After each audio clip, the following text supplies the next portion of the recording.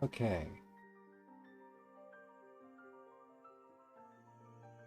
Hello, everyone. Welcome back to another episode of Hyrule Chronicles for a few rupees more. The Pathfinder 2nd Edition Zelda campaign run by me, Articulate T. And with me, as always, I have Leisha, being played by Krasnella. Good evening. I have Anda, being played by Alphonse. Hello. I have Melody, being played by Rubber Pirate. Hi. And I have Makoto, being played by Danny Cat. Hello. So, friends, what happened last time? Well, last time. After investigating a situation in Greenfields where a malevolent power seemed to manifest in the form of a disease, the Phoenix Force found their way into the deep woods. There, they encountered an embodiment of the evil influence, a tree spirit corrupted by malice, guarding a flame that spreads an acrid smoke throughout the forest. It is not just this tree spirit that the party has to contend with, as it summons Deku Babas, biting vine-like plants, to attack and restrain them. How annoying they may be, the Phoenix Force manages to defeat them, as well as the tree spirit. After the fight, Leisha and Makoto investigate the rod they had found in the flame. The rod was the corrupting influence, seeping into the forest for quite a while, and it will take a long time to remove that corruption. They start a ritual to begin this recovery, but they can't do much at this stage. Makoto heads towards the town to share news of what has happened and what they have found, leaving Anda, Melody, and Leisha to head back to Mindle the Druid's home for his funeral. As Leisha performs the funeral rites, attempting to give him the proper send-off without having known much about him. The fire catches for the cremation, but Leisha gets the feeling that something is amiss. Over at the town, Makoto safely brings the rod over to Hiro, the Sheikah Cursebreaker they had met before, and Hiro attempts to destroy it. However, his attempt only manages to scratch it, and it requires much more time to fully neutralize the dangerous artifact. Meanwhile, at Mindle's home, Leisha sequesters themselves and communes with their patron, the Bargainer, which tells them that Mindle's soul is not accepted. It is itself corrupted. Panicking, Leisha does the first thing that comes to their mind. Taking a lantern and lighting it with flames from the funerary pyre, Leisha takes the lantern and rushes into the forest. Leaving the lantern in a clearing, Leisha turns back, seeing that Anda and Melody had followed them. And behind them, a ghost materializes. Mindle, looking much more emaciated and with strangely inhuman proportions. After a short exchange of words, Mindle's ghost takes the lantern, turning into a Poe, while Leisha drags away Anda and Melody. When Makoto returns, Leisha explains to the group what they believe just happened, and that they may have created another problem in trying to solve the previous one.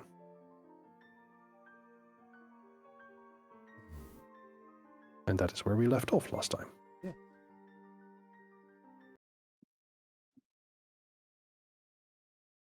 Oh.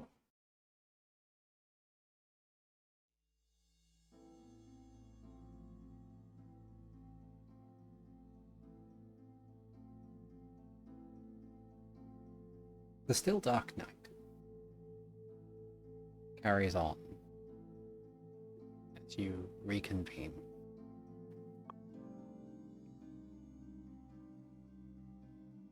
There is still a palpable tension in the air, just from being here, but there has been some tangible difference after removing the rod and bringing it to a place where it could be dealt with over time.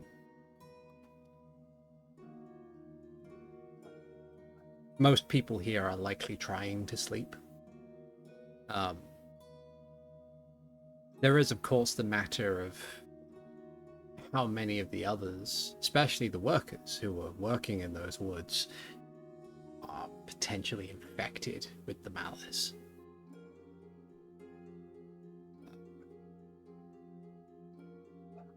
Wick, the charismatic face of the cavalcade, who had previously been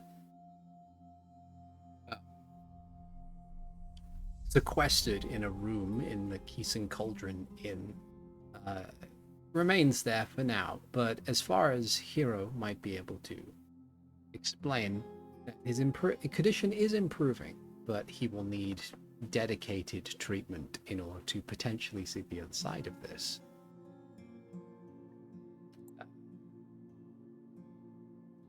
The best hospital in Hyrule, in central Hyrule at the very least, that could potentially have the facilities to deal with this specific problem, lies in Dawnshore, at least 2 days by horse cart north along the road.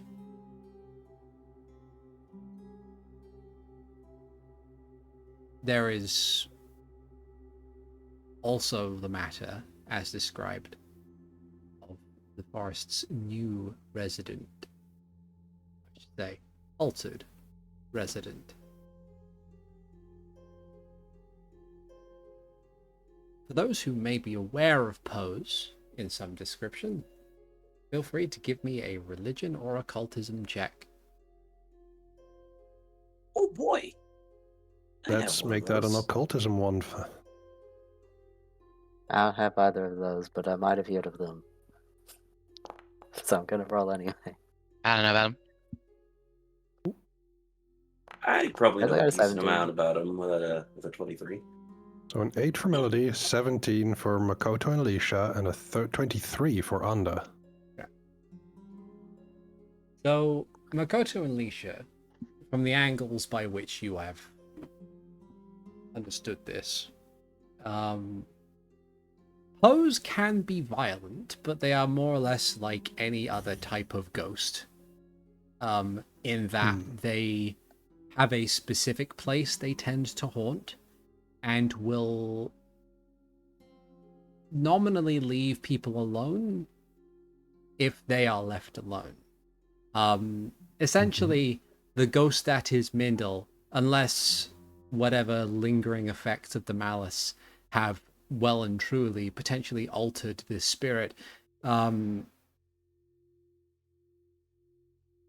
really, visitors of the forest just need to not be in it during the nighttime. That's probably the safest option, since Pose are less likely, if never, the type to operate during the day. For your 23,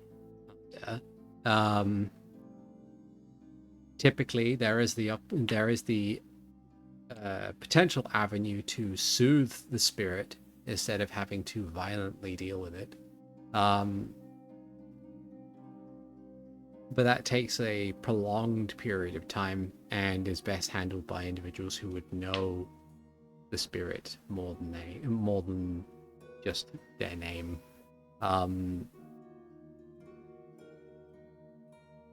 But yeah, you think that at this moment in time, despite the appearance of the thing, given that the last time the one who could see them saw it, it was a gangly fellow with sunken, questioning eyes, and it's in the hand that does not hold the lantern, it wields a scythe. It is not a present threat.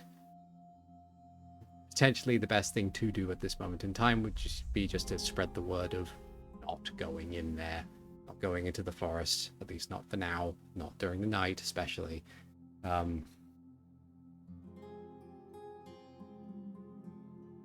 But there is a weight to this entire ordeal.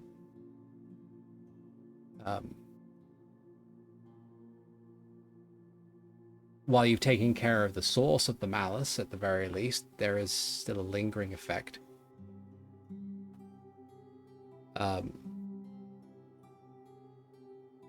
For certain, the capacity by which this town could get lumber and export it has been greatly diminished. You don't think that people need to abandon their homes just yet. It's not that drastic. but the town's main export, its main industry, has been stalled until further notice. At least you would assume as much. Hmm. Um, And they could stick to the edges for a while.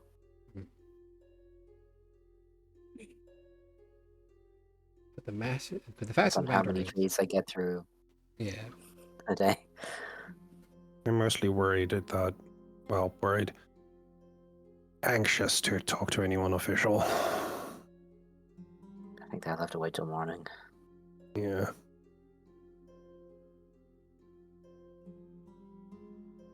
so,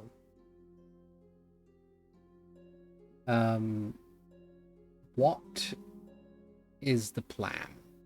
Knowing that the current state of the town, is in, what is the plan for all of you?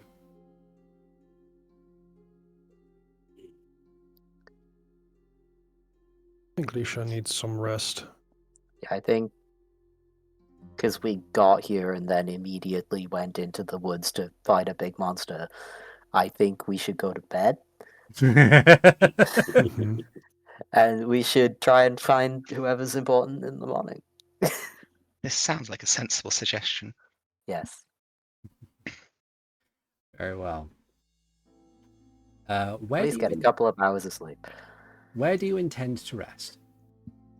We did get rooms at the same time the cavalcade was when we first showed up, because we weren't sure how long you were going to be, and then we found out it was Malice, and we were like, "No, we have to take care of this now." Yeah. Mhm. So we took care of this now. Okay. So, you head into the Keeson Cauldron. You wend your way upstairs as the innkeeper, who is also tired and is just kind of like slumped on the counter, forcing himself to stay awake. because I'm of just the gonna go up situation. and say, just go to bed, dude. Mhm. It's safe to sleep now, trust me. He'll like Thank- look over to the table where the rest of the cavalcade currently sits. Only Myrtle and Greg seem to still be awake, and Myrtle is flagging. The others, Click, Scribble, and Nibble are like they've conked out in their chairs. As best as they could, they're just like what Nibble has kind of like had their hand clamped around the handle of a flagon, which has now since tipped over, and you can see like the bubbles coming up from the ale that they had as they snore. You've got like they can breathe perfectly fine. They're not at risk of death. They're just uncomfortable. Gonna walk over to the ones that are still awake.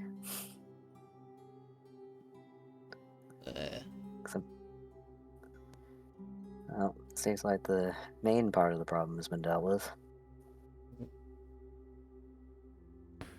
It seems to have taken the edge off the general uncomfortableness around, so I think you guys might be safe to sleep. As if like as if given the last command necessary, Myrtle just kind of like he gets halfway through a nod before the momentum of having his head turned down just gone. Yeah, okay. Greg, on the other hand, doesn't seem to be like afflicted at all with the sense of tiredness. I would say, however, your sense motives, without even needing to roll, can tell that the thing that's actively supercharging him in order to stay awake is anxiety. Not necessarily scared of the things outside. He's very clearly worried for Wick, and like, well, you can see like the bags under his eyes where he's physically going through the aspects of fatigue. He seems about as energetic as someone would be, like when determined to stay awake. very much a first night shift on a hospital ward type mentality. He just refuses. He simply just gives a bit of a nod and says, I should probably stay awake just in case, I'll be fine. Well, if Sure. you do, get some rest afterwards.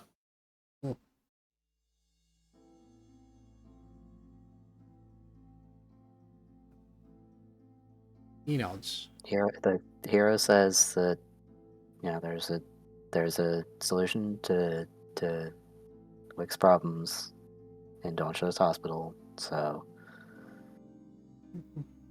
make sure you're awake enough to get there.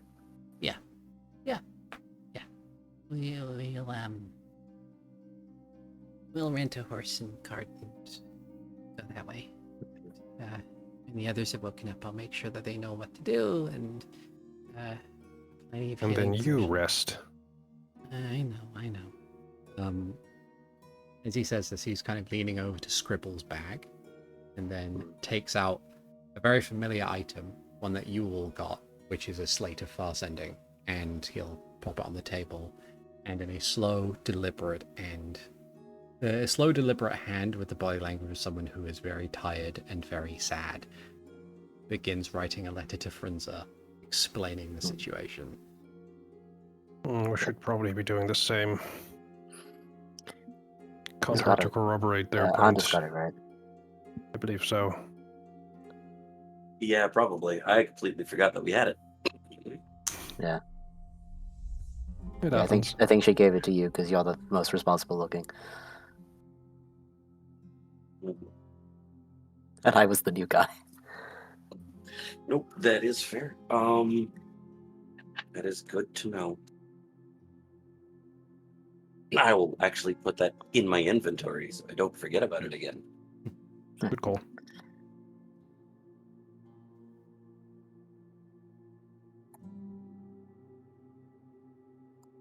But yeah. Just get a piece of paper and write down everything Hero told me to add to the report.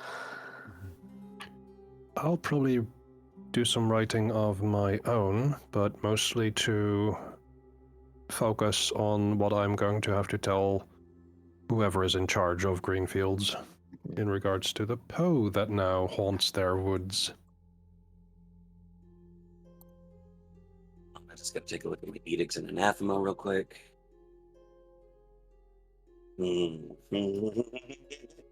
Okay. Okay. Do tell. Do not knowingly harm innocents or fail to prevent harm to an innocent if your direct intervention could save them. I think Anda's just gonna stay up for a little bit, probably pacing, figuring out, okay, so I can't do anything about the Poe right this moment. The Poe is damn innocent. The Poe isn't actively harming anyone right now, so. Mm-hmm. The one immediately after that is try to redeem those. So it's just kind of like, okay.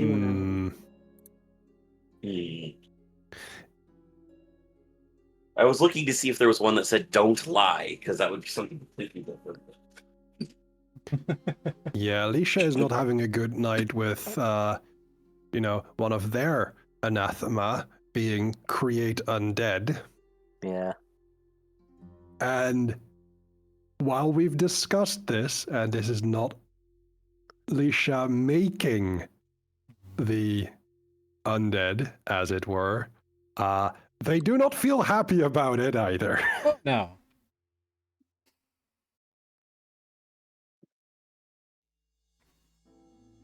Perfectly understandable. Like so as they're writing, they're writing probably like at a table close to the rest of the cavalcade. Didn't want to disturb them too much. And they are just a bundle of nerves. Yeah.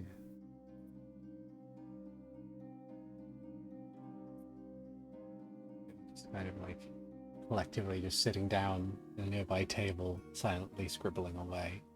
3 hours of running.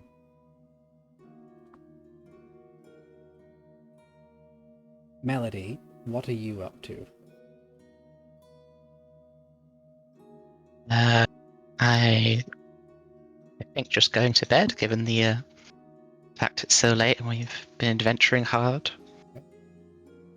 So, as you head upstairs, head to your room, you can hear what you would think would be like is a combination of both disturbing and irritating, but also, given what you know about the situation now, comforting racket that comes from the room that Wick is in. He's going through the phase of being loud and angry and shouty again. He hasn't reverted back to the silent, cold, deliberate fury that you found him in. Which means that his condition is improving. However, you can also tell, without even needing a medicine roll, that his voice has gotten quite hoarse and crackly. Likely damaged his vocal cords through the process of continuously shouting and stuff. Unfortunate, but it makes sense. You head into your room. The sound is muffled enough in order to it's like you can still hear it, but it's not so loud as to make sleep impossible. The rooms themselves are very modest. Simple bed, chair, trunk in order to keep your stuff in. Single window to the outside world with a curtain, thankfully. And a candlestick. Or at least a little candle holder with an unlit candle on the dresser. On like the little bedside table. Hop into bed. The bed is okay. Not the most comfortable that you've ever been in, but it's okay.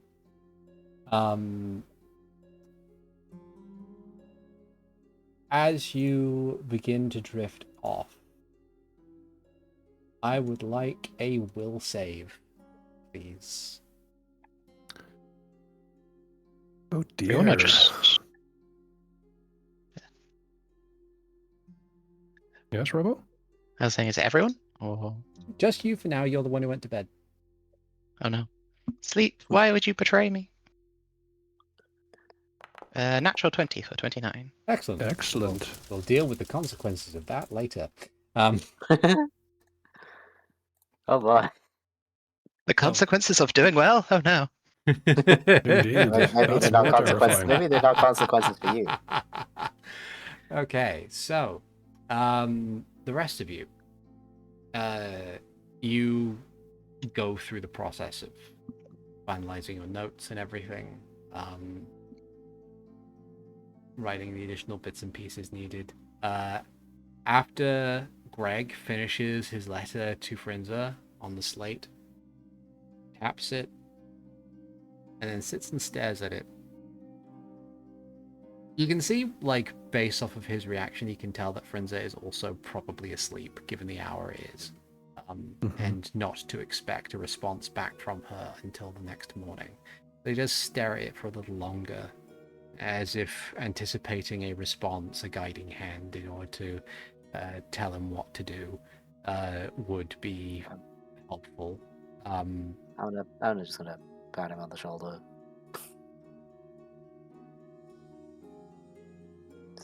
You know, reassuring they're sort of pat on the shoulder.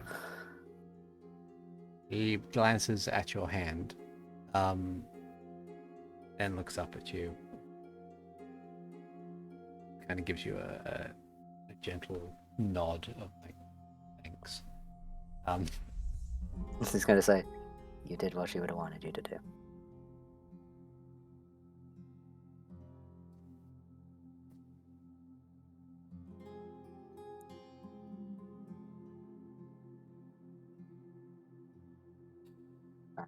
Sure, she'll just tell you to take Wick to the hospital.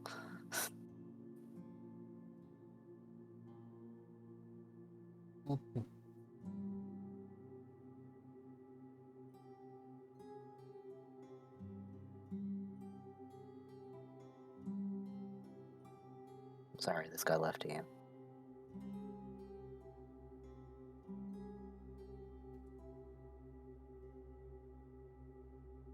I don't know who's going to tell Janine. I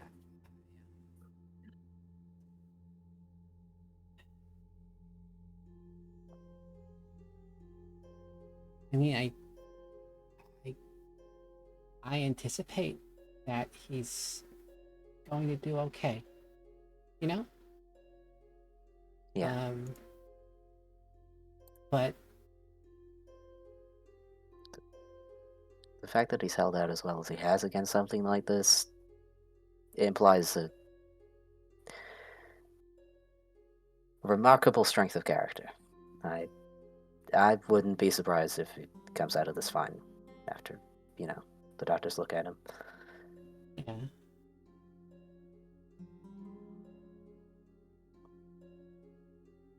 Remind me who Janine is real quick. Sorry. But Remind me who Janine is real quick. You've never heard the name. Okay. I'm just makes more thinking sense. probably someone they know. I'm just gonna roll with it. Is it a name that is familiar to Leisha from their time in Yotana? I think you should got there after I did. I was there for a couple months. You can roll Fair enough. you can roll a retroactive what's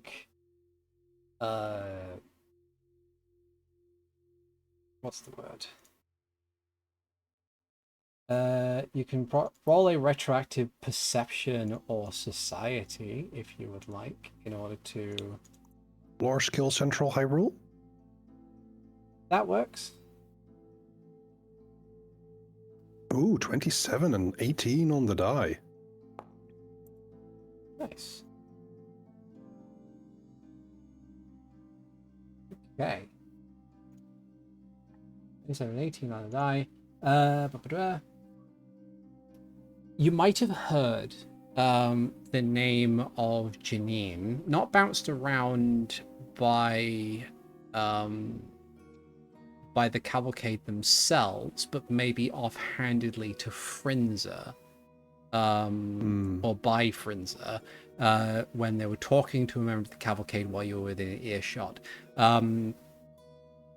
This seems to be somebody that had referred them to the Sapphire Hall from Hyrule Castle Town.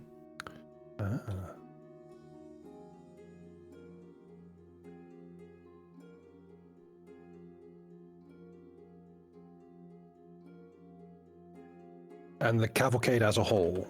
The cavalcade as a whole.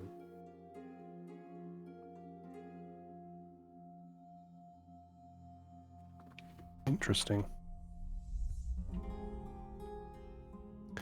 And Greg was worried how she would take it, you said? Or did I mishear? He was wondering, who would tell Janine and how, essentially.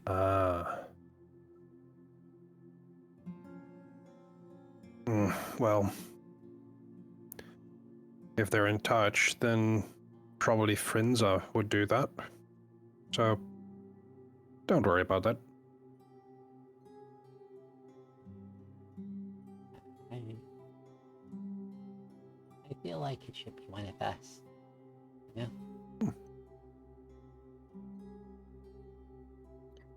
Write a letter, follow up with it afterwards. Yeah, Maybe she the can meet you at the opportunity comes hospital around. for a visit. Yes.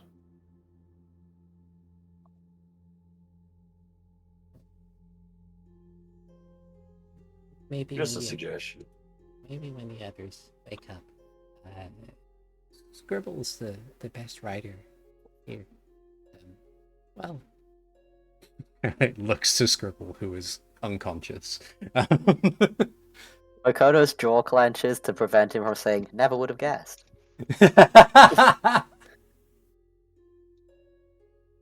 Thumbs up Makoto in the background. Good Yeah. job. Even unconscious, Scribble is the best writer. Yes.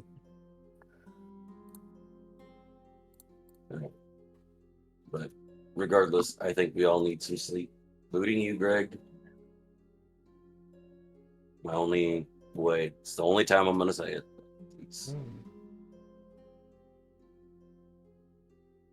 And catch you in the morning before you leave. Okay? And I'm gonna head in. Bed. After finishing my notes, I think I will also hit the hay. As we're going up the stairs, I'm just gonna say, should we lend them our horse and cart if they can't get one?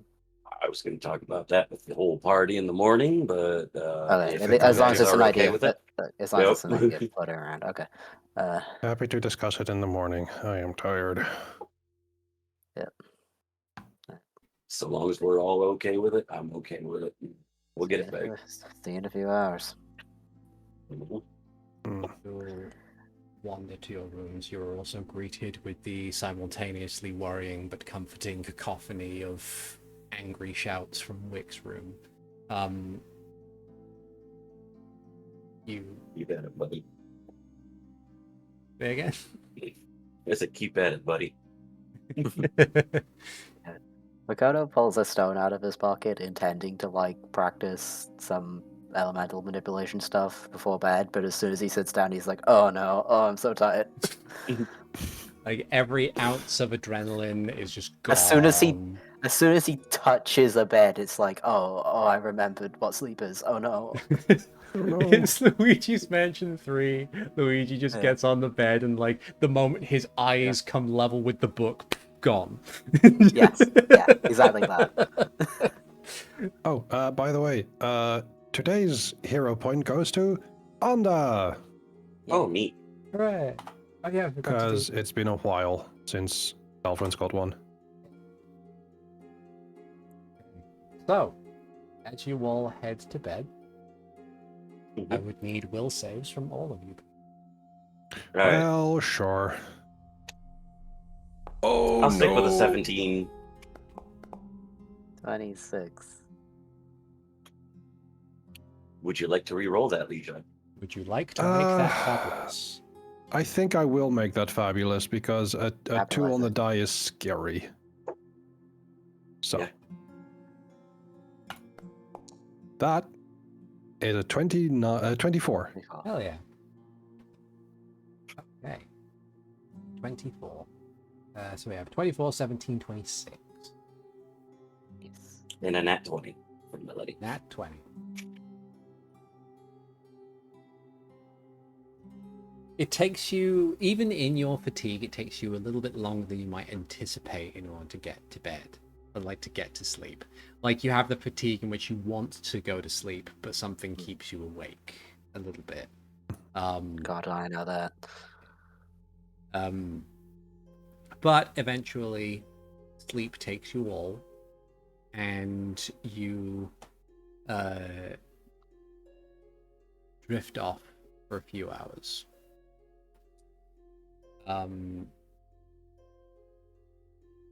Your dreams, whatever they may be, are tainted somewhat with the anxiety and fury that would typically associate going to bed highly stressed. Even as you drift off, you get the anticipation. A part of the reason why falling asleep is so difficult is that as you're just about to drift off, in the same sense of you get that sensation of you are falling and you must wake up. It's instead replaced with the belief that there is something either in the room or outside the room that means you harm. It could be just outside the door, just outside the window, but there is something there, and Like your body instinctively reacts as if to defend yourself, but in the same sense, you begin to drift off to sleep, realizing it was nothing there and feeling more agitated either at yourself or the circumstances that you find yourself in. But yes, your dreams are also tainted as such, flickers of memories twisted somewhat slightly in order to try and influence an aggressive turn. Things misremembered in order to try and trick you into being angry at either your companions or the people you have thus far encountered, just something. Leisha, like later on, chances are you will probably believe that this is a similar attempt of an influence that had snagged you on the way into Greenfields, though the fact that it has to rely on trying to get into your dreams while you were asleep, attacking your subconscious, probably means that its influence has certainly waned a significant amount. I will be grumpy in the morning, but not supernaturally so. Yeah, it won't be a restful sleep. However, none of you, well, almost none of you, will suffer the effects of as if you had a disturbed rest. You'll wake up full of energy, but just kind of like a bit bleary and a bit like kind of starting the day as if, oh great, it's going to be one of those sorts of days. Anda, with your 17, that is a regular failure. Okay, good. You let's see. Check thing.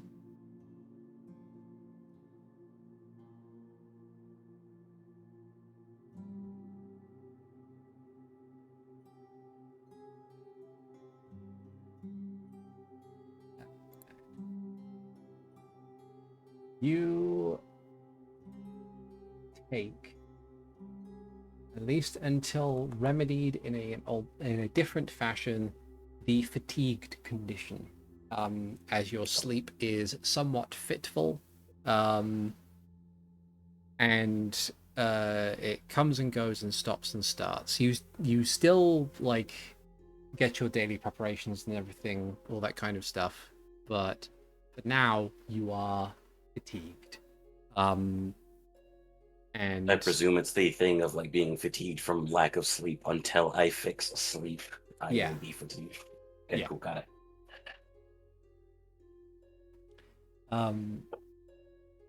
But yes, daybreak comes. Thankfully, the supernatural influence that seems to have persisted in Greenfields has not robbed you of daylight.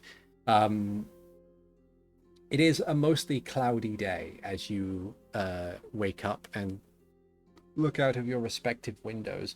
It is still quite chilly, maybe a touch warmer than it was the previous night, but still chilly, to say the least. No rain, thankfully. It's a dry day. You one by one, as you get yourselves ready for the day and head downstairs, you notice several things in different order. First, you need to make some rolls of my own. Okay.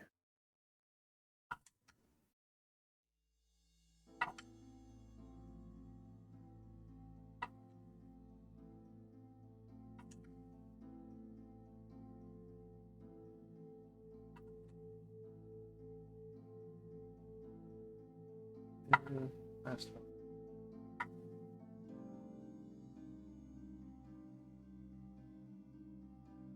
Okay, so as you head downstairs, first thing you notice is that if Wick is still in his room, he's being very, very quiet.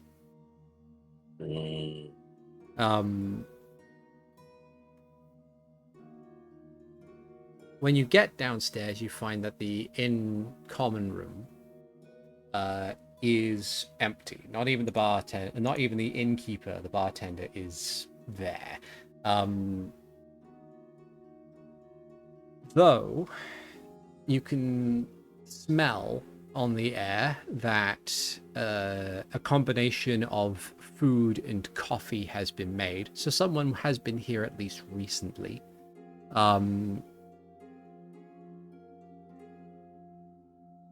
Checking outside and assuming the time, given your late time that you went to bed, it is about mid to late morning by this point.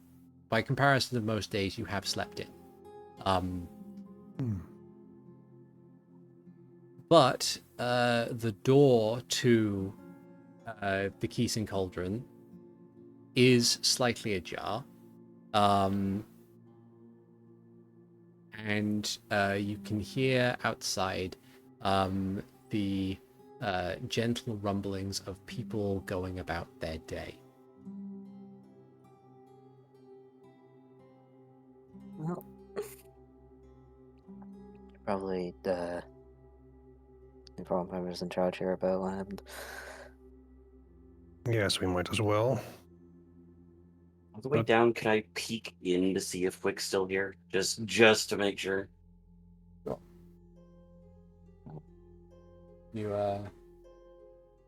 You head into the room. Just open the door. You push open the door. The room is empty. Quick is not there. Okay. I will close the door then. Maybe they headed out already. Well, they're at least getting stuff together. If they haven't headed out now, we should probably meet up with them first if we're going to give them the horse and cart. Then get to the people in charge. Alright. Assuming everyone's okay with that, and I look over at Melody, since Melody was the only person not part of that conversation. Lending the cavalcade the horse and cart so they can get to Dawn Shore earlier and cheaper. It makes sense. If I said if they couldn't find one of their own. All right, cool. Yeah. All right. Okay. All right. So, heading outside. Let me have a quick gander as to the map of Greenfields.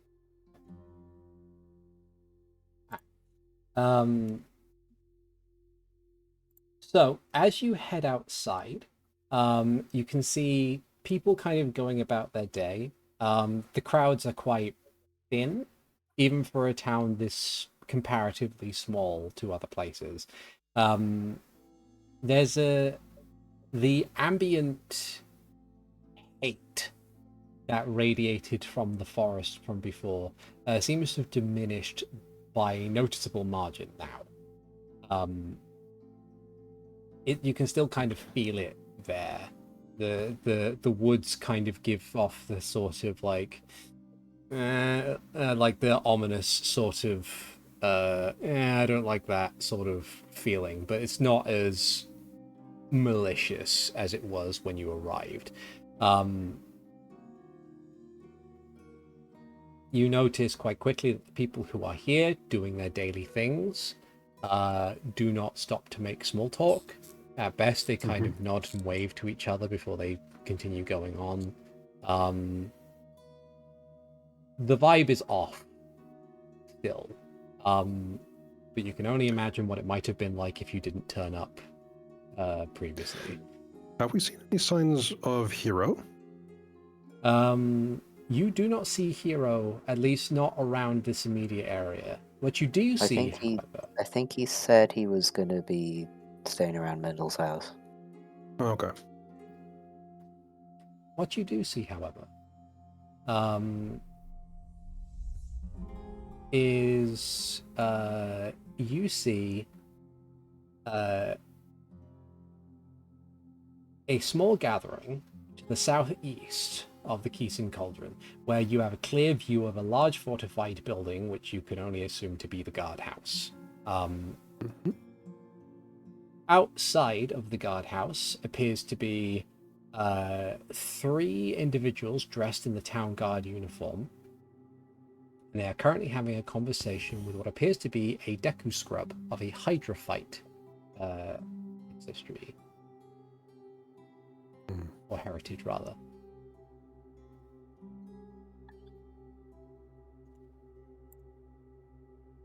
Oh, that's a pretty flower. Yeah. How do you spell hydrophyte? Hydro. Hydro. Phyte. Thank you. Oh, okay. Really or something. Yeah. Hydrophyte Deku scrubs typically have grown up around marshy and watery places. So, while they are called hydrophyte, they are more or less any plant that exists in, above, or underwater. So you could have like a hydrophyte Deku scrub could have hair which is made of seaweed or something like that. Okay.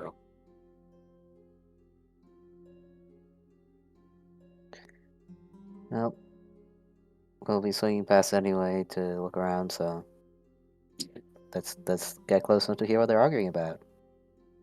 Let's drop some eaves.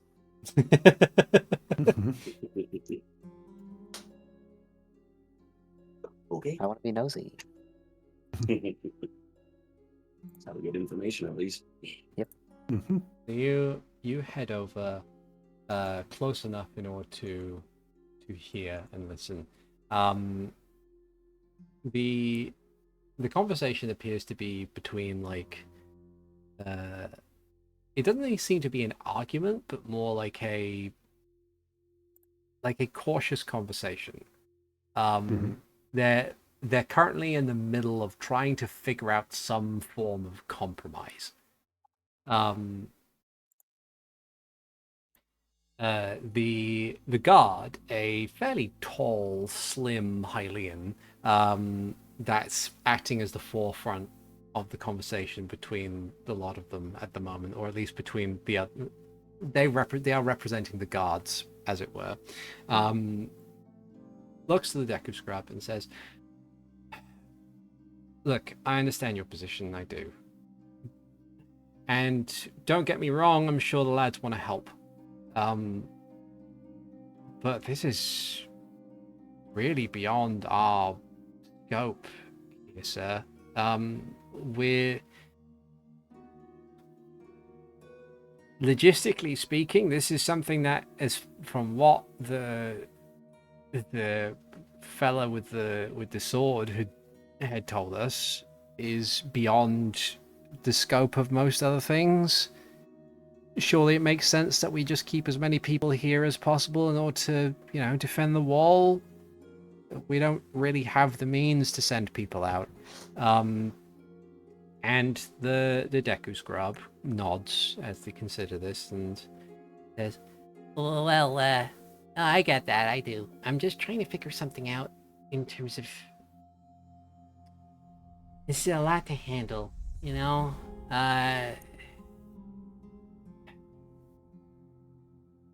Look, there has to be something that we can do in order to try and..."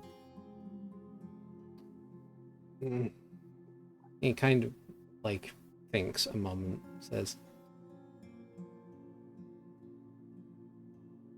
"As much as I don't want to admit it, our town kind of relies upon the logging industry. We really kind of backed ourselves into a corner since long before I took office. So we can't keep bringing in adventurers as helpful as they can be because, well,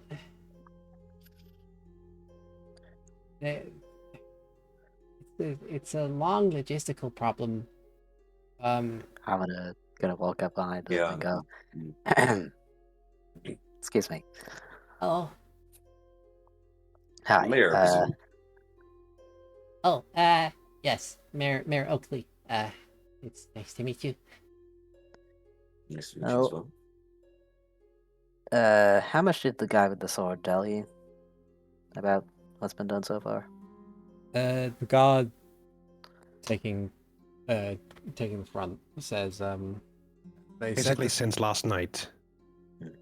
they told us that what they have is something that is effectively a curse beyond compare. That it has infected most of the woodlands out there, including the wildlife, which has done a number on a number of the loggers and even some of the guards. It's the reason for the ever-present feeling of despair and hopelessness and anger that seem to have come from that place for a while, etc., etc. Well, removing it from the druid's grove, I think it's what it's called, does seem to have reduced it somewhat. So maybe with a couple of days, maybe weeks, I don't know how this works, it might go away entirely, but The that's a time thing. The mayor nods and says, and I'm pretty certain that everybody would want to wait. I would want to wait. Mr. Heward is getting impatient.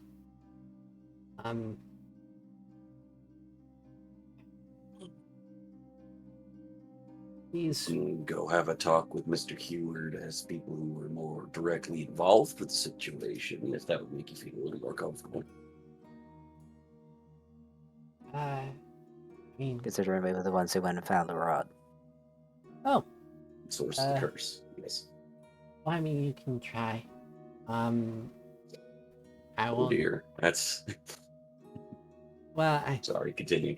No, it's fine.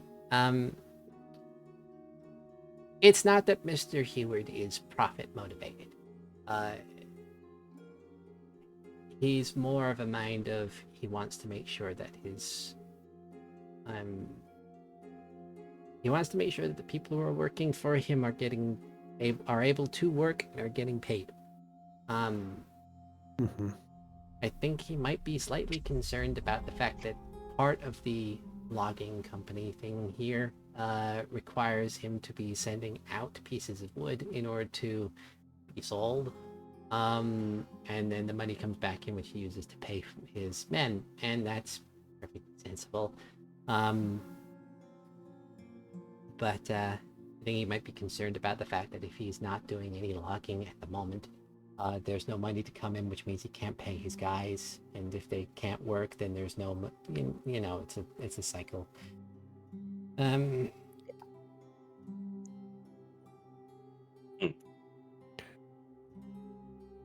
Alicia glances over to Makoto and Anda and Melody, kind of with, like, should I tell them now? Because I don't want to make things worse. Some of the dangers in the forest. The druid's spirit might be lingering as well. Oh. Yes. Yeah. Oh. Just let it go. Oh shit. and considering how affected by the malice he was, He turned into a Poe. yeah. So Now, Poes are only active at night, as far as we know. So yeah, does the logging happen at night? Please tell me that it doesn't. The guard speaks up and says, well, previously, while people would stop working at night, the forest outside is... There was the logging camp. Yeah, it's extensive enough that essentially there would be at least one small group who would go out to this camp. They would cut down some trees over the course of a couple of days and then bring it back. And I mean, I don't imagine that there would be any issue in that front. The mayor then kind of says, well, no, I imagine just having to kind of focus on the trees that are immediately available is a good shout. But Yeah, at least hold you over until the malice dies down completely. there, I suppose, is the other aspect of it. From what I understand, the town druid Middle, because he was a druid, I think the effectiveness of the logging company was the fact that there was a druid on hand in order to ensure that there was a natural balance at least. So the logging company could get the maximum effectiveness in terms of getting the logs without causing problems for the surrounding nature. Like deforesting the area. Yeah. Makes sense. With the druid gone, it basically means that production will definitely have to slow down. Again, people safety, not a big problem. I mean, it's not a big problem to slow down for the sake of people's safety. So ideally, you'd want a new druid specifically as your town mage. If that's possible, yes, but it also means that, well, he looks down and says, part of what got me into office was not the fact that I had suggested at one point that maybe we should be branching out in terms of other exports in order to keep trade in greenfields alive, just in case something happens to the forests. I got in, but that's not the thing that people wanted to hear. So maybe this is a call to action to maybe diversify our portfolio, so to speak. At least a little bit. But yes, Mr. Hewitt wants to get back to work as soon as possible in order to get pay back to the people who work. I've suggested that maybe you should wait until things are safe. He said maybe we should have some guards go out with the people in order to keep them protected while they do their logging. And I've said that, well, I'd rather not risk people going out there if it's still quite dangerous. We'll have a talk with Mr. Hugh, kind of inform him on the situation and see if there's something that can be done. That way it's a little more direct. I think it would be a wise idea, as you said, to try to think about some other things to help bring some money into the town in the meantime. But I know Hero will work as fast as he can in order to remove the curse to make it easier for everyone to return to what they need to. It's going to take him a couple of days to fully cleanse that rod, but the land also needs some attention, so... Until then, if you do wish to continue looking for the things, you could probably try to put in a request for another town mage, specifically someone who's more in tune with nature or a druid of some kind. Given that the last emergency thing kind of remembers the nobles and shudders, a general call probably wouldn't be so good. Plus a more nature-aligned mage might help resolve the malice situation faster. Or Mindle. As you kind of like are explaining this, a voice from behind you kind of pulls up and says, I don't think it's gonna be that simple. And you turn and you see that it's Hero, who's kind of like rubbing one of his eyes. Morning. You too, huh? I mean, I was sleeping right next to the thing. It's not a good idea. No, it's not. You can see like it's one of those things where it's like Hero was always had the countenance of somebody who was quite lackadaisical and prone to naps, but he seems fucking exhausted. You can probably in game mechanic terms, you can probably tell he has not had the required rest in order to do his daily preparations, so he still has no spell slots, even after using all of them last night. He says, This is... I told you before, this is antithesis stuff. This Yeah, I know. is... If I was a betting boy, I'd probably say that there's a decent chance that when word gets back to Hyrule Castle, or at least whoever is currently officiating this sort of stuff, the magic threat that's here would require a much deeper investigation by officials. You might get a druid out of that at the end of it all, but they're going to want to send a lot of high authority people here in order to ensure that it has been locked down effectively. And maybe try and figure out where that rod came from. Yeah. Did send those nobles that we ran into the other day back when they arrived in town. Postman would probably be faster, but they did kind of just get the hell out of Dodge, so to speak. So it'd be at least a head start in some way to get some of the information. Disliking each other as much as they did, I really don't think that they're that irresponsible, at least when it comes to important matters. Yeah. Well, I'm here until someone, like, he puts up one hand in order to, like, air quotes, like, relieves me from duty. So might see if I can get a nap somewhere not over there. He jabs a thumb back in the direction of Mindle's house. I will throw him the key to my inn room and just say, I think he's my room at the end. If you're wondering where your companions are, they're currently on the other side of town. I think they're still trying to figure out how to get a horse and cart of some kind. Well, got something to talk to them about then. So we're gonna go take care of that, and then we'll go ahead and talk to Mr. Finley. Mr. Hillard. That's to the mayor. Yeah, keyword. Okay, I'm gonna go catch some Zeds. Mhm. Good luck. Trudge towards the inn.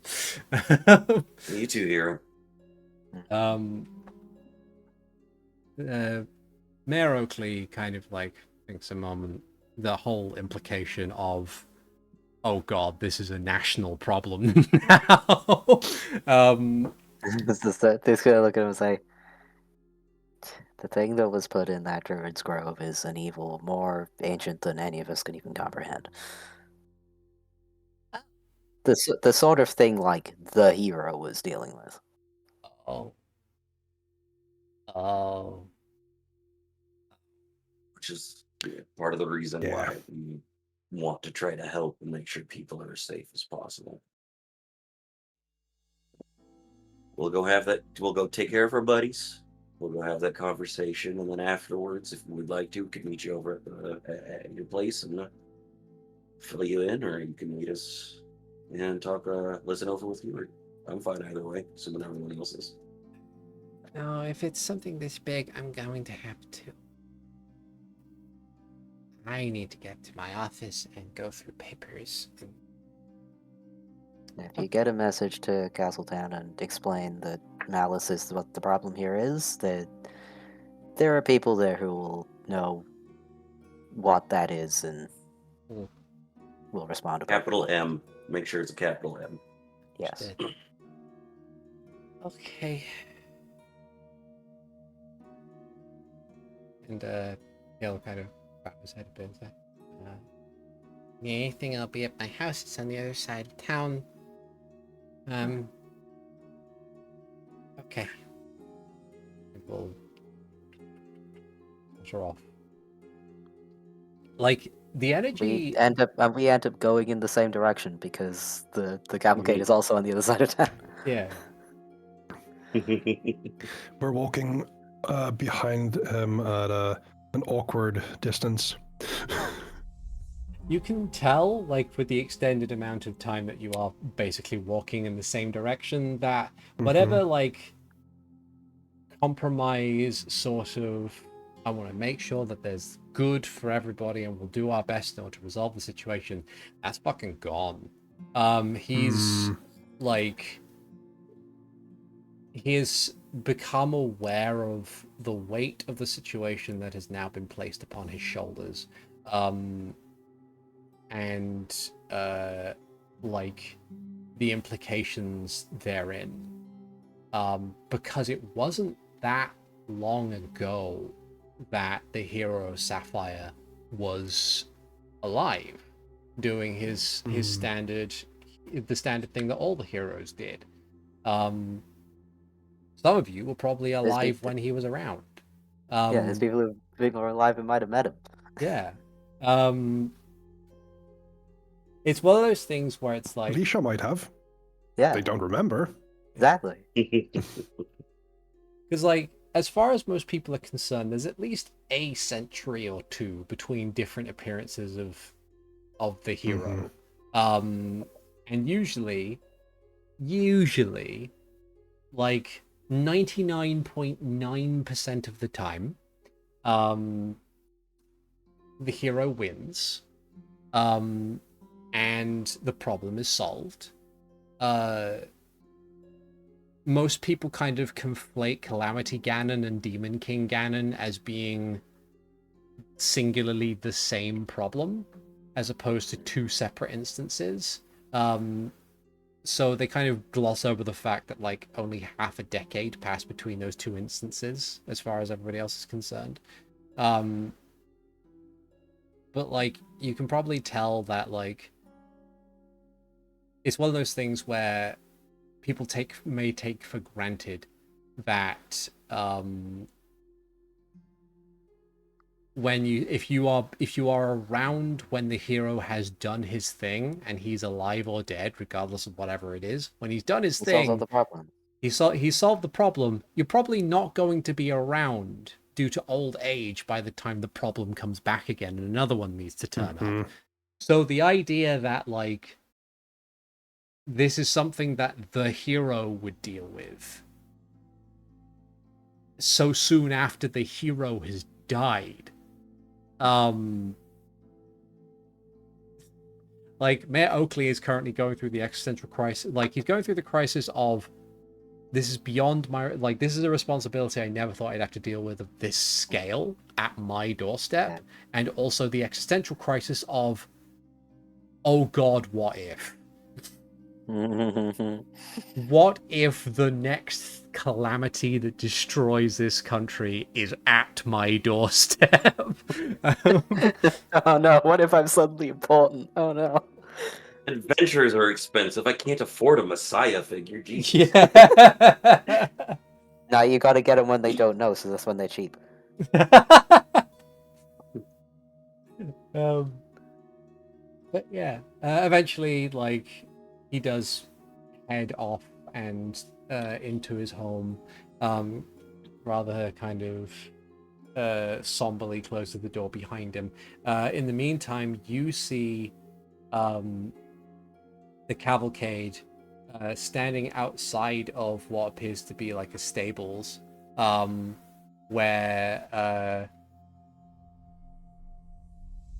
most of them, like all but two of them, are currently taking it in turns being the understudy to what was the face of the party.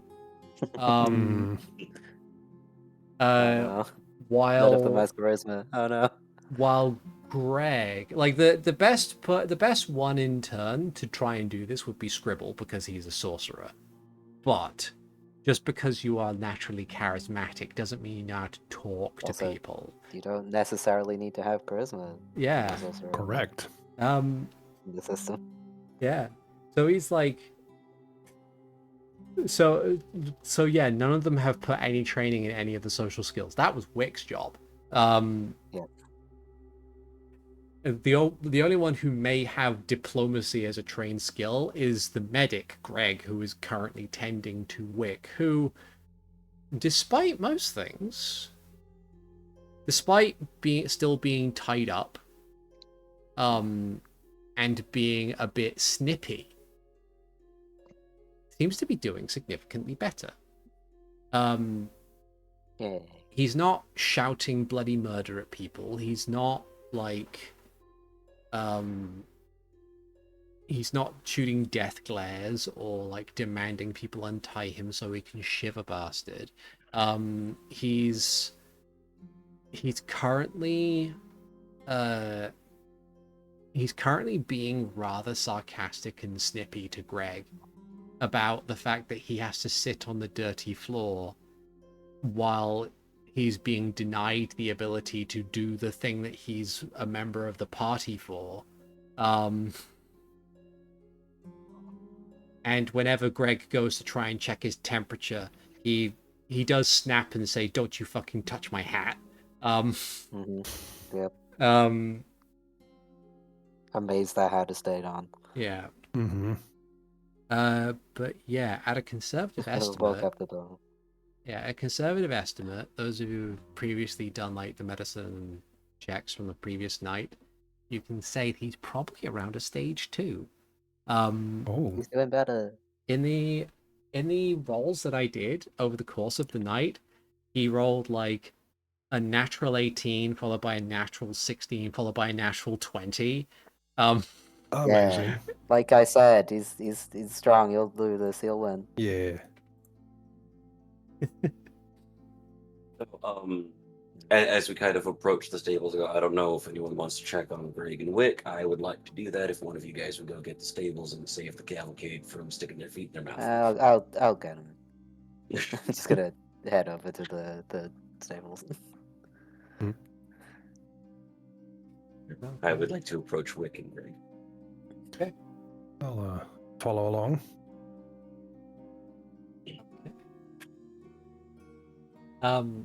As you approach Wick and Greg, Greg looks up. It seems that even with the anxiety, he's on the cusp of collapse. But like he looks over and he squints in the morning light at you, and then smiles a little bit and kind of very lazily waves. Wick in turn is like, "What? What do you? What? Oh, I see how it is. I get it. I understand now. Fucking rude." And it just kind of like, Hi, Wick. man. No, it's pronounced melody. He just slow turns like, "Excuse me." You mumbled. I just came over, wanted to check in on you since we heard kind of what happened, and looks like you're doing much better. I'm fine. Phenomenally much better. You are indeed quite fine. I'm It so is fine I could very be impressive. untied now, please. And Greg goes like, "Not cured yet. Not yet. I know it's unfortunate, but you need to be safe. We need to get you the Dawn Shoulder." Give it a couple hours if you feel even better in comparison to yesterday. I don't know how much you remember. They'll probably be able to take care of that. That being said, I look over at Greg. Go the fuck to sleep. Yeah, why would we have to go? So I can't sleepwalk that far. You're not gonna You're not sleepwalk. We're gonna. sleepwalk. Makoto's getting the cart for you. Trust me, you'll be fine. Is everyone from the cavalcade focused on this conversation, or are they focused on something else? It is just us and Greg and Wick. Okay. The rest of the cavalcade is at the stables, failing to do Wick's job. Yeah. Okay. I walk over to the rest of the cavalcade. All right. As you get there in the same string as Makoto's, because Makoto went there first. You catch up. Like you see the rest of the cavalcade like the stable master, who's this bokoblin who is completely and utterly like, why do I have to deal with this time of the fucking morning? Sort of like Makoto's just like, confused. hey, guys, No, but what if we were to? guys, Oh hi, guys, hello, hi, hi, hello. hi. We were just Seem to- making a deal with this gentleman here, and then the bokoblin Uh-huh. looks at you and just slowly shakes his head. Yeah, so just gonna give him a apologetic smile and go, yeah, new plan. We came here on a horse and cart. You can borrow ours. What? Like all heads turn. What? Really? You need it. You need it more than we do right now. So, come on. I'll show you where it is. No, immediately having like And completely then, like. then look at the stable master. Just mouth sorry. As Makoto goes to lead them away, Alicia would kind of interrupt for just a moment. Now, we are giving this to you on a loan, and you better make sure that Greg gets some rest. There's a collective like sort of swift sort of nods from all around.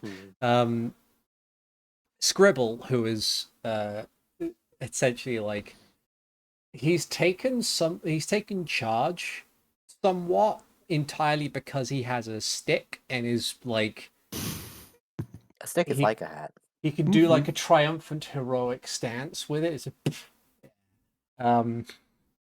but it's like He's doing it right now, isn't he? yes. That is a incredible suggestion. Of course. We need him. You know, it's hard for you to do that stance and walk at the same time. I know. I am anticipating to do it with greater elevation. Right. Like you do on the cart. Come on. Yeah. And we'll just like follow along. As you get to the cart, like they kind of look over it and stuff. Myrtle kind of like looks over the horses a little bit. One of them kind of like slowly turns and looks at him, gives like mugs it a bit, at which point the horse just gives no reaction whatsoever and then just continues to chew upon like hay. As horses do. As horses do. They either don't give a shit or are the biggest cowards in the world. They have those are the two states. Yeah. Yeah. Unless they're a Shetland pony, in which they have like a third bit that goes from the coward bit into pure agonizing rage. But they are afflicted by malice. Like, yeah.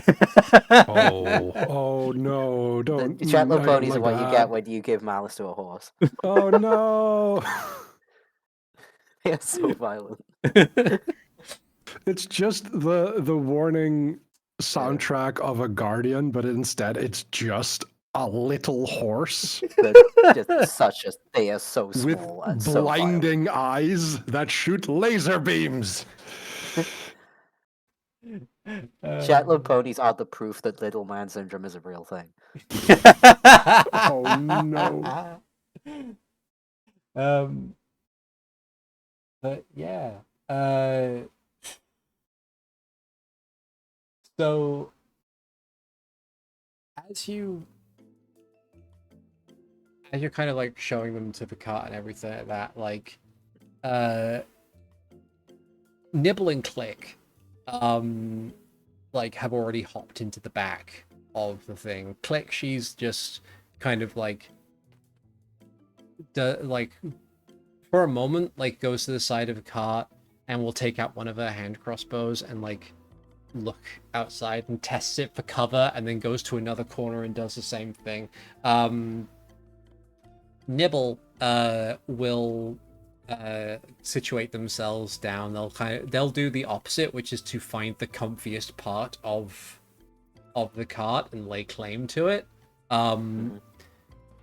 Myrtle will get up into the driver's seat and kind of like test the reins. It appears that Myrtle, at the very least, has familiarity with driving horses. And Scribble looks over and contemplates this. This shall do splendidly. Thank you. I mean it, really, seriously. It's. Like Thank I said, you need it more than we do right now, so... Look, our job was to come here, see if we could offer aid. This is the easiest part of the job.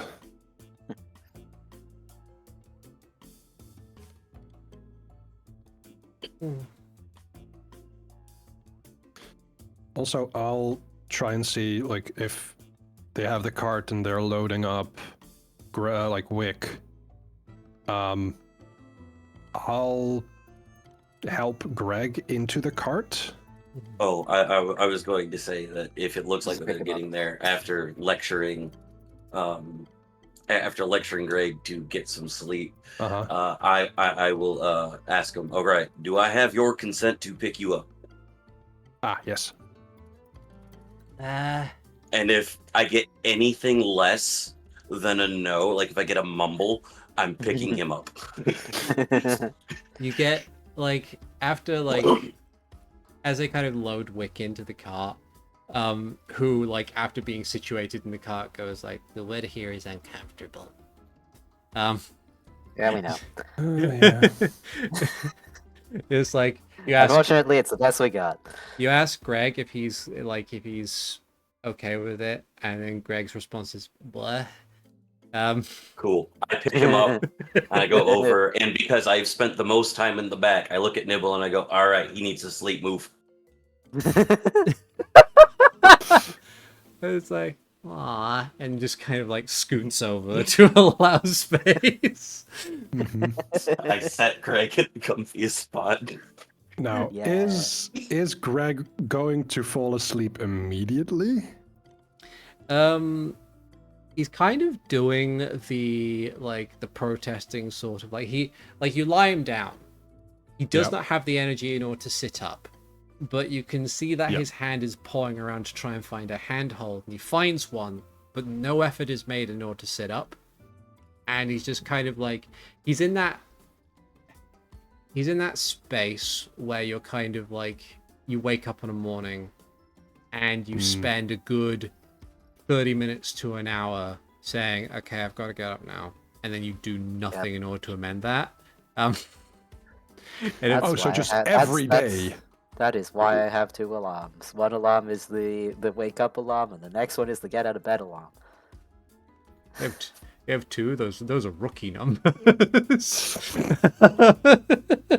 With It's the okay, way Danny. that the I sun, only have 2 too. with the way that the sun is right now, I don't need more. I keep waking up 4 hours before I'm supposed to. You know, Oh no. But yeah, like after a moment, like Greg's body like defeats his anxiety and he slumbers. Good. After he falls asleep, because if he was not going to fall asleep, I would have done something else. After Greg's fallen asleep, I look over to Wick, who is still, the stage 2 grumpy self. I have something that might help. Doesn't cure everything, but it might help a little bit. Are you okay with that? What is it? A spell.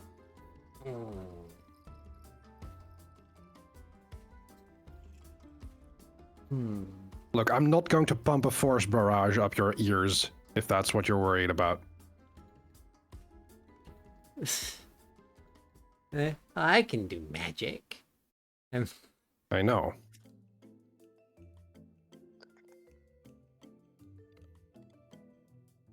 Look, do you want my help or not?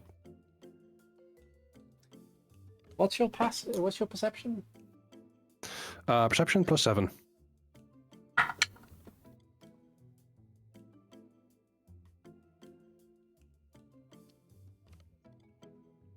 As he falls silent as he thinks on it, You can see that amidst the hatred that is being foisted upon him by external factors, there is something else there. There's something that is likely exasperating his temperament even now. It's likely that he's going through the complex decision making of a person who it feels like they fucked up and wonders whether or not they should be helped or if they should be punished for it. Okay, that's it. I put a finger on his forehead, and I cast Soothe. Ooh. Good ass. Reflex save, see if you touch the hat. No, I'm kidding.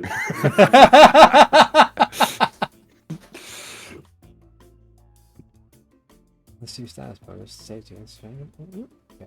Interesting. Could just as well be his nose as I boop. I think Soothe is also a distance spell. It is 30 feet, yeah. I would recommend not touching someone inflicted with malice. I am sorry, I didn't catch that. Could you repeat I would that? recommend not touching someone afflicted with malice. That's true. It is a contact contagion. Whoops. So maybe use the distance spell part of that spell. Maybe I'll get to stage 2 this time. Oh, Please don't do that. We'll have to go with them and it'll take forever. I appreciate I'm just gonna you say now, saying this. please don't do that. Oh no. I get that you want to do shenanigans, but please. I feel awkward retracing this because I just didn't think about the contact of it. Like, it's been like a couple of weeks since that came up, but Yeah. GM, how do you feel about this?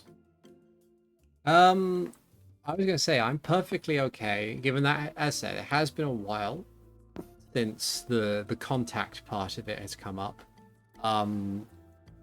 Or if you want to say, Leisha would have been fully aware in order to not touch a malice inflicted person,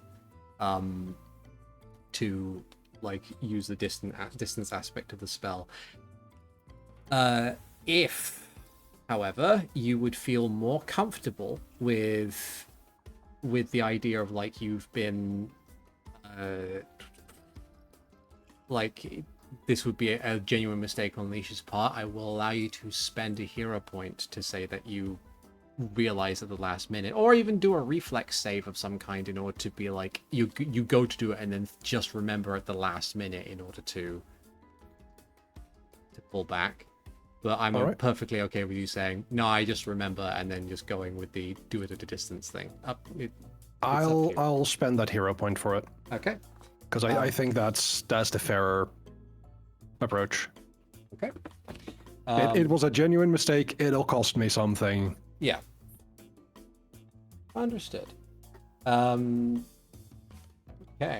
But you cast your magic. Some of the tension within Wick's body fades somewhat. Kind of looks away and mumbles a bit more. But you can tell that the magic has taken effect somewhat. Okay, in that case, 9 points of healing, and Wick gains a +2 status bonus to save against mental effects for the duration. yay. For the next minute. Yes. Hey. Alright. Well, next time I see you, Wick, especially if you're better, I owe you a drink. You guys have safe travels, and we'll catch you guys next time, okay? Better be a good one. Of course it is. I'm a Goron. They're always good. Did you Do they still make Goron rot? Yes. Yes, they do. All right. You All right, let's go take care of stuff we you gotta take care of. you wave them off, and they trundle out of town and begin the long journey towards Dawnshore. Odo kind of sort of tilts his head to the side and goes, I wonder if I could drink Goron Run. Alicia looks you up and down. Oh, sure. Once. No, I mean, like, the issue with it for most non-Gorons is the minerals in it, right? It's part of it. So technically, it's the fact that it is the emphasis on a poison, like most alcohols are. But you're a constant. You're a hardy fellow. I mean, I think that you'd be able to do it at least once. As Alicia was saying, everyone can do it at least once. We'll find out. One day we will find out. I will make sure. Big grin. All right, let's go have the hard conversation. Yeah. Okay. Look, I'm Yeah, imagining Dan. Goron rolled as some sort of, like, some sort of consistency of bleach. Yeah. Like, it's not just an alcoholic drink. No.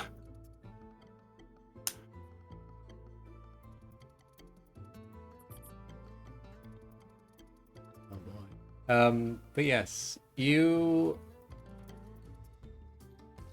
head through town. You are going. Who are you going to speak to now? To Uh, Mr. Hewitt, yeah, Mr. Hugh. the woman. Excuse me, I'm yawning. It's okay. Describing people on the cusp of exhaustion has somehow exhausted me. Yeah, it's like yawning being contagious. Yeah. You head through town and make your way to the logging building directly into the direct south. It's a fairly large building of the Finley and Sons logging company. On one side, you have what appears to be a large kind of longhouse that has where most of the offices and like the, I suppose, residential aspects of the logging company exist. And on the opposite side of the road, you have a series of warehouses where like piles of cut lumber are stacked ready for transportation. Although it is, the supply seems fairly diminished by comparison. If anything, Mr. Travis Hewitt is likely going to be in the first building. And much like the rest of town, the people who are currently active and working are simply keeping to their business and not talking to each other all that much.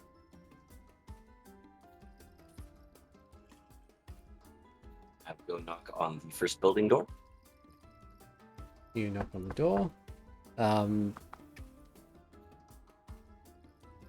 There's a brief moment where like the door opens and a shorter fellow, Hylian fellow with a rounded face and brown curly hair looks up and says, looks to you, then up to you, then to the rest of you, and then like, hello, can I help you? I believe we've been Yes, we helping were the you. backup that were sent by the Sapphire Hall to help out the cavalcade with what was going on. May we step aside and speak to you for a moment? Oh, right. You want to speak to Mr. Hewitt. Okay, give me a second. Ah. Well, My step- bad, sorry. They'll step aside and let you in. The office is small and simple and leads on to a bunch of other spots. Like to a couple of other doors that lead to the rest of the building. As the last of you comes in, he'll close the door behind you and then wander off into a different room very briefly, then come back and say, they're in here. At which point, a middle-aged balding man steps out. Seems to be fairly heavy set. And despite being essentially the boss of this working environment, dresses rather casually. But they step through and they look over all of you and say, so you're also from the Sapphire Hall? That is We were correct. sent. Yes, we we were were sent backup. as backup because the cavalcade was having difficulty with the situation. Yeah. You won't need to pay extra for that. Don't worry. I imagine not. Right. What about the situation do you already know? Well, I kind of wander over to a seat and sit down. He'll say, as far as I'm aware, a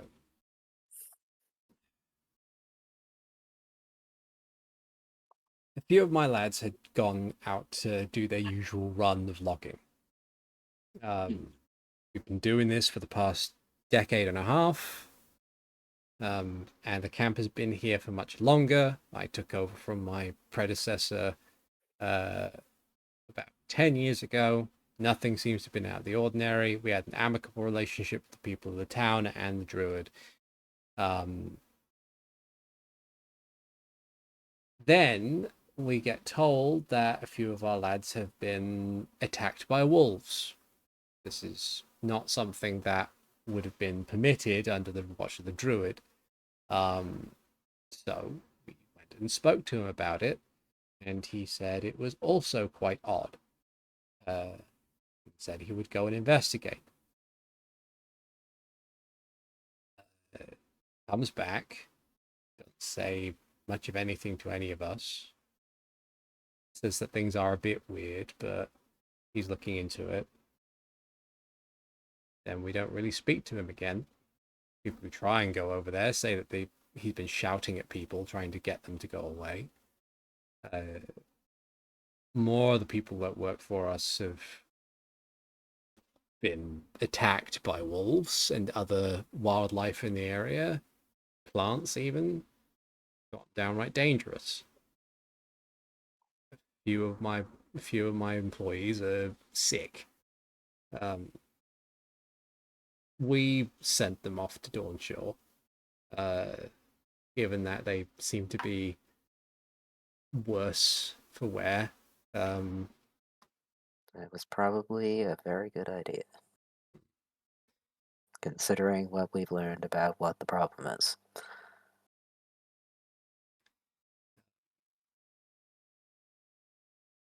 I appreciated that the town guard was already focused on making sure that things are safe for the people of town. So that's why I decided to send a letter to the Sapphire Hall. They are the nearest venturing group after all. We had the extra funds available to do this. They send the mini blins.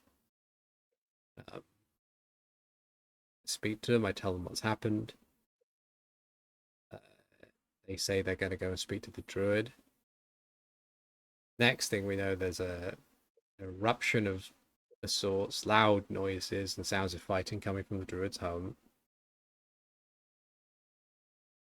Then a couple of hours go by and we see the mini blins come back. They're all in various states of being wounded. One of them is very hurt. They go back into the tavern, want to try and consider things, say the job isn't done yet.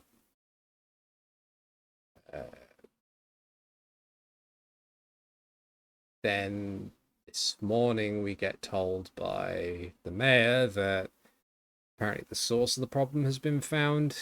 Some other person's turned up and is dealing with it, and then here we are now. So the source of the problem has indeed been found. We can talk about that a little more in a second.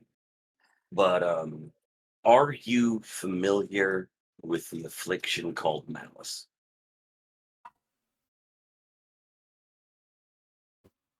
Or his brow bit and say,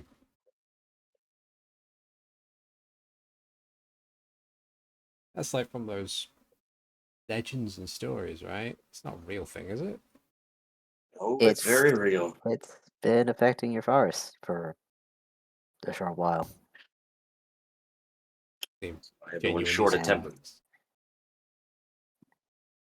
And is why it's a very good thing you sent your guys off to Dawnshore, because they're probably the only people who can deal with healing it. Now, um, the curse breaker, Knave Hero, is doing what he can to work on removing the curse. And we have already talked with the mayor, who's going to send out some information to Castletown in order to get some people to come in and try to take care of it a little bit more expediently. But as of right now, the forest is still dangerous. And there are some new dangers that we have found in our exploration of the forest that might make it difficult to continue the nighttime operations that we've heard that you guys have had out there. During the course of operations to remove the source of the malice, the druid's spirit got turned into a Poe. Yeah.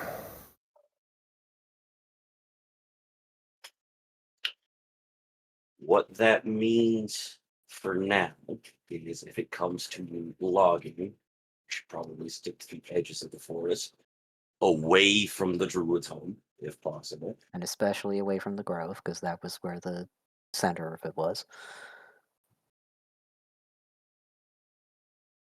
But I know that it's not exactly feasible for, given that lumber is the main export of Greenfields, to just suddenly halt operations.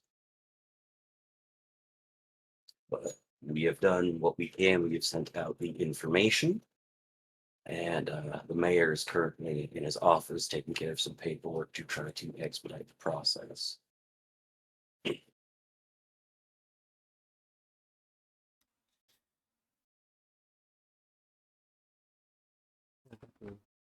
Thing. Not against you, against someone who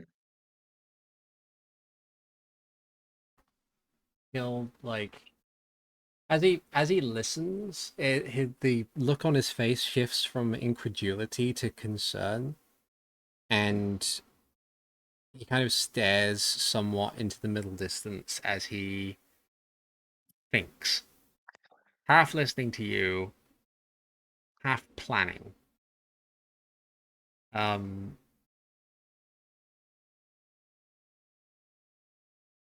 He kind of like, after a bit of silence and contemplating this, he heaves a bit of a sigh and says, I don't think that that's going to be quite as simple. I mean, I get Oh it. no, It's very complicated. This is just what we've got. I mean more in the sense that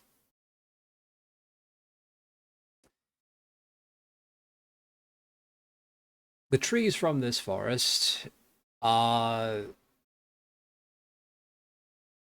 they are like any other product that kind of goes through on markets, as it were. Really, when it comes down to it, Hylian oak is still a very versatile bit of wood. And this is one of the largest, if not the largest, places to cultivate that. At least in central Hyrule. I don't know if I imagine there's other places that can still provide it. Really, our only contending resource would be pine trees that you could typically find in like Hebra. Problem is how public this gets. And granted, if what you're telling me is in fact true, chances are, if the people who are in charge of decisions and things of this nature are sensible, they would be of a mind to make sure that this sort of thing is public. But this would then mean that any amount of material that we have, even the stuff that had been logged before all of this started, if we send out lumber with the stamp of it's from Greenfields, people are going to be wary of it. What if it's infected? That sort of thing. Even if the situation has been fully resolved and they clear it completely and it's a perfectly safe forest once again, they take care of whatever's happening with the Poe or whatever.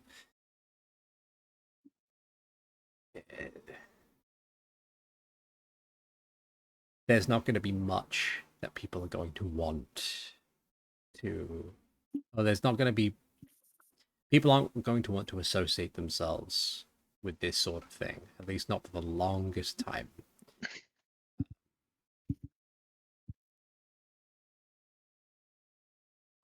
Like, we could sensibly pause production until such a time as the forest is cleared, but that reputation is going to take such a really big hit, and I'm pretty certain that my bosses are probably going to say it's not worth the venture anymore, and those of us still valuable enough for a job are likely going to be shifted elsewhere.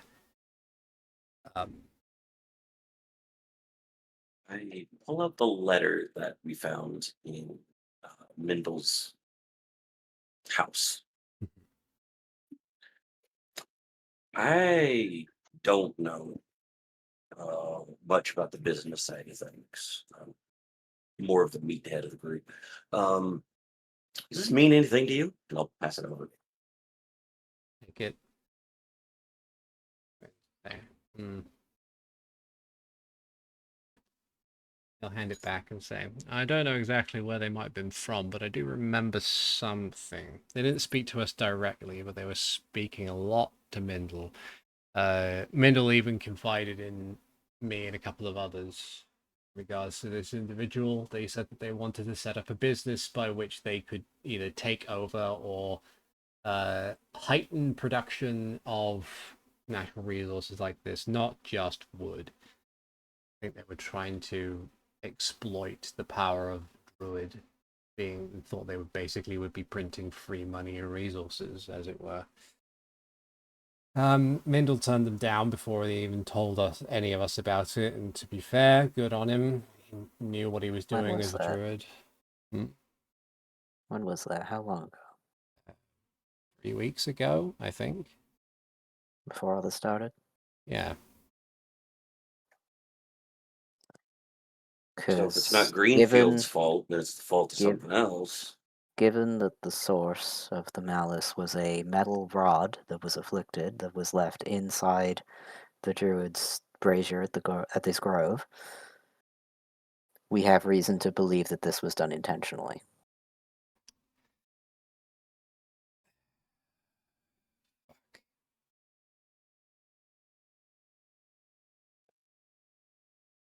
I don't know if you have a mind for marketing or whatever that might be. We will share this information with Mayor Oakley as well. We haven't had much of a time to talk with him. We met him briefly this morning. But I'm not saying, well, I'm hoping that if more of the truth gets out, it won't harm your guys' bottom line too much in comparison. Try and spin it more as an attempt at sabotage that went wrong and you're still surviving anyway. Exactly. Try.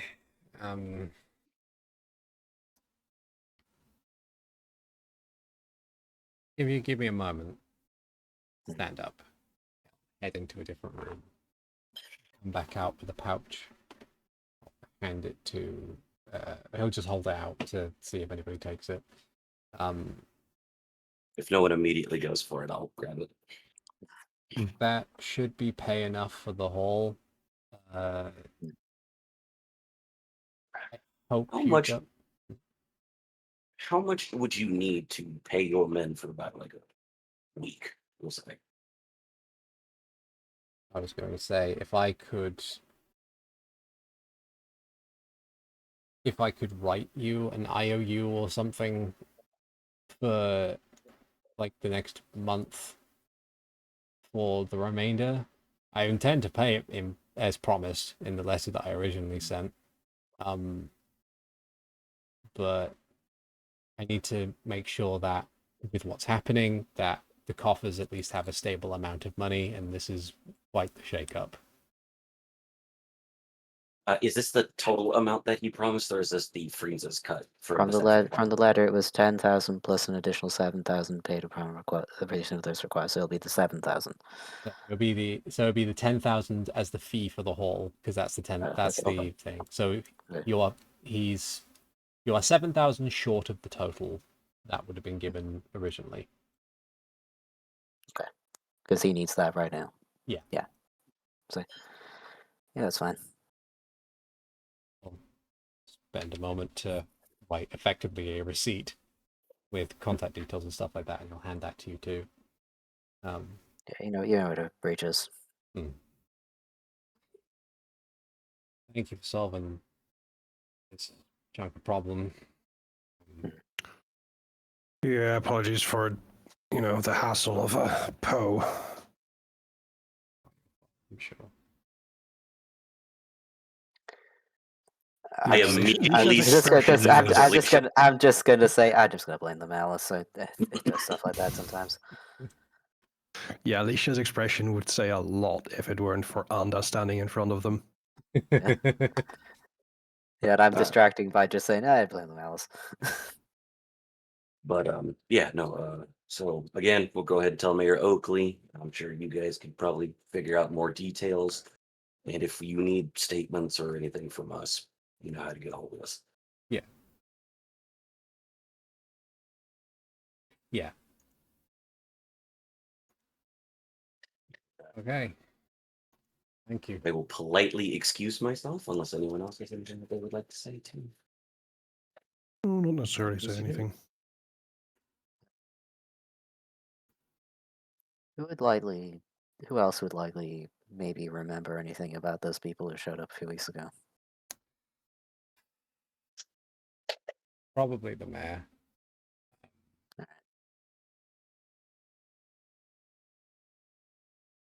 I'll see if I can get any more details.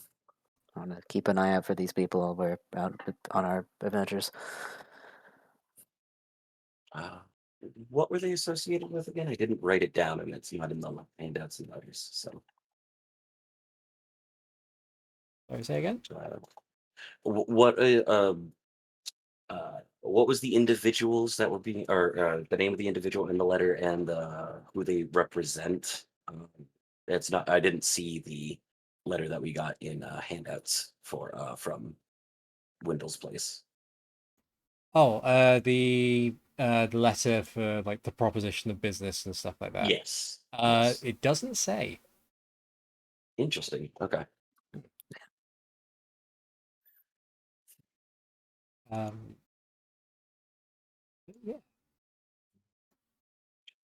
Yeah.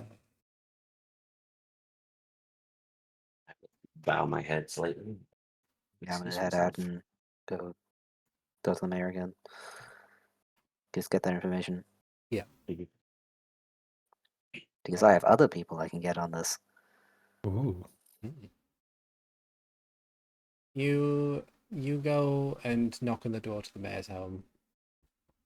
After a fairly a sizable amount of time, Matt Oakley opens the door. Simon says, "Hello again. What? Hi.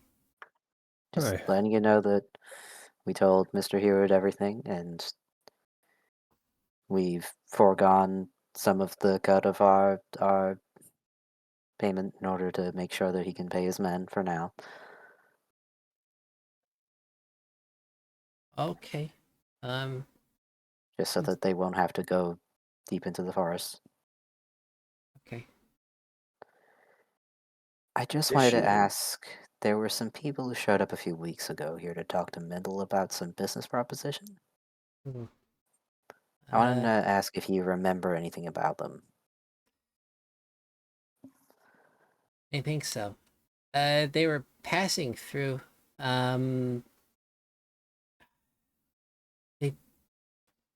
They didn't talk to me. But Did you see them? Any there was visual description? two of them. Both male, both Hylian, though their ears were more rounded. Hmm. They didn't wear anything that was recognizable. I didn't really get to hear him talk, so I can't describe that. They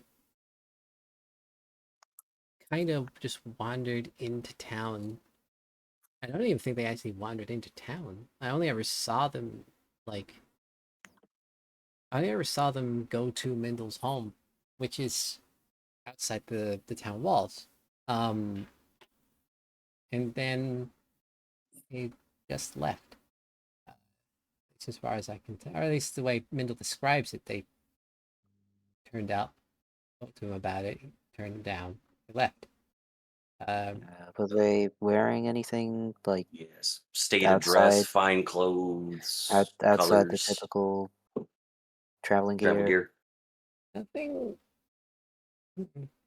was quite fancy, I guess.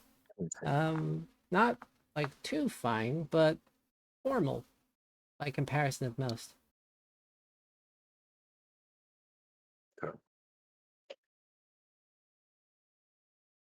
Okay. We found this, and I'll show him the letter. Has Makoto made interest in the letter to keep for evidence purposes for investigation? If as long as I've read it at least once, I will let it be handed over. But yeah, so I will hand it over to Mayor Oakland, and I'll go. Because of this, and Mr. Heward informed us about the time frame. We have reason to suspect foul play in regards to the affliction over in the town. Hmm. Um, Mr. Heward did bring to our attention some of the negative press that can come out in regards to Greenfields. So I don't know how much that you want to sit there and think about possibly bringing that to light of the possible foul play to try to save some face. But um, at least, especially when the representatives of the castle come in, it might be worth mentioning to them, two individuals. Yeah, I think that'd be a good idea. They'll need to know, after all. Thank you.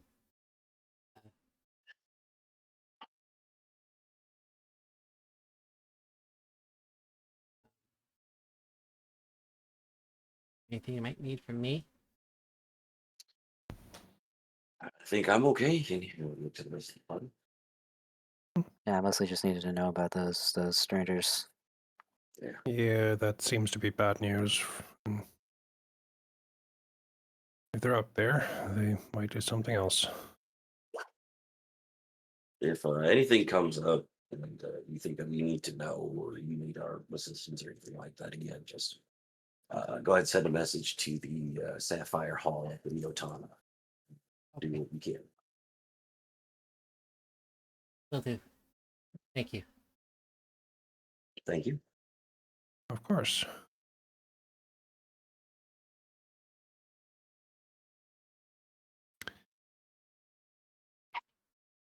So are we staying here for a little while longer, or are we trying to find some way back? What's Frenza has Frenza responded? Uh, About that site? At some point during all of the traveling, I probably would have sent a message to Frieza saying, since it is a limit of 25 words or close to it, Wick's improved situation is as handled as we can get it. We'll give you the in-depth rundown and we get back sooner rather than later. Cavalcade has forces on me. Frinza's response is very much a short, simple, understood, understood, thank you, come home. Right. Then I guess we will be heading out. Since we did pay for a few days, and Hero might need some place to sleep, we'll just go talk to the Keys and Cauldron real quick and just give Hero the rest of our days. Yeah. Yeah. All right. He's already got the key. It's fine. Yeah. Mhm. Just get the rest of the keys back. Mhm. Okay. Yeah, you sort that out with the owner of the Keys and Cauldron. Business sorted, you make your way out of Greenfields and on your way to return to Yotana. For the sake When of we are about 20 yards outside of Greenfields, that's when Anda just lets the fatigue visibly. Mhm. He goes, oh Just God! shoulder slump by like a foot.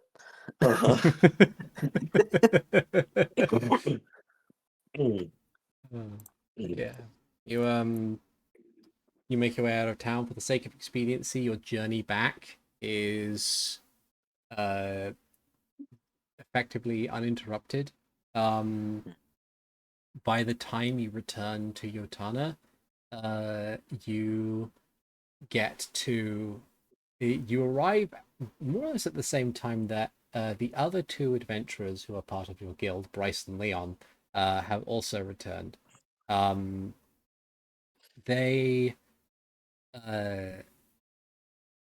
they are slightly confused as to why the settlement seems so quiet.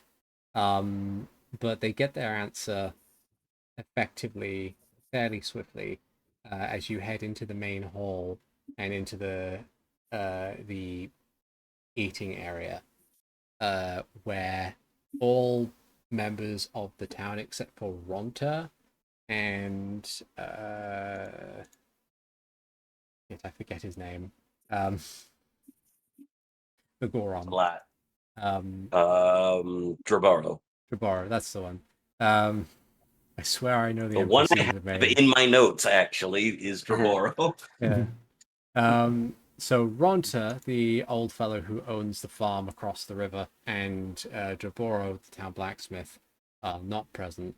Mortara, who is present, explains that Draboro is effectively keeping his focus on work in order to avoid anxiety, because Frinza has told everybody about the situation going on with the cavalcade, and they are now anxiously sitting and waiting for any kind of news.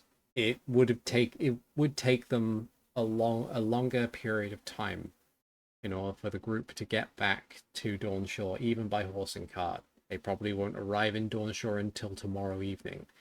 And so, after the group kind of sit and reminisce and talk about things, because even with Wick's situation having improved,